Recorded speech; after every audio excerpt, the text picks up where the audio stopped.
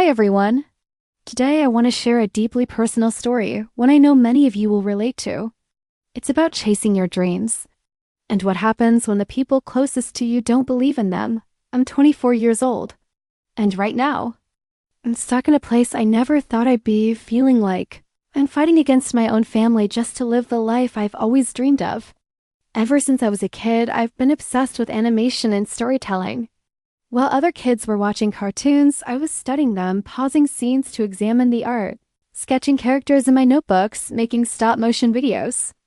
On my phone. I taught myself Photoshop at 13, and by 15 I was creating simple animations.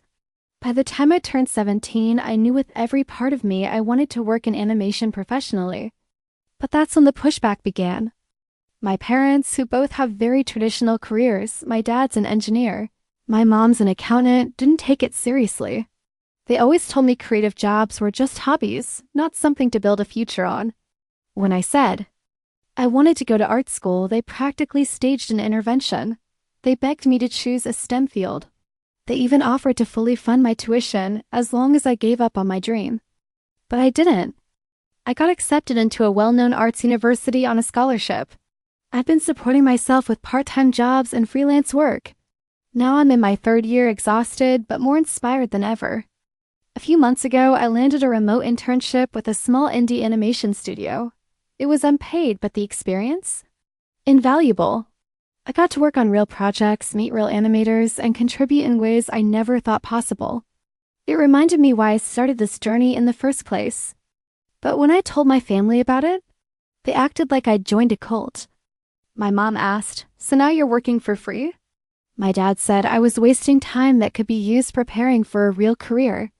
Even my older brother, who usually supports me, asked, "But what's your backup plan?" It all came to a breaking point during a family dinner.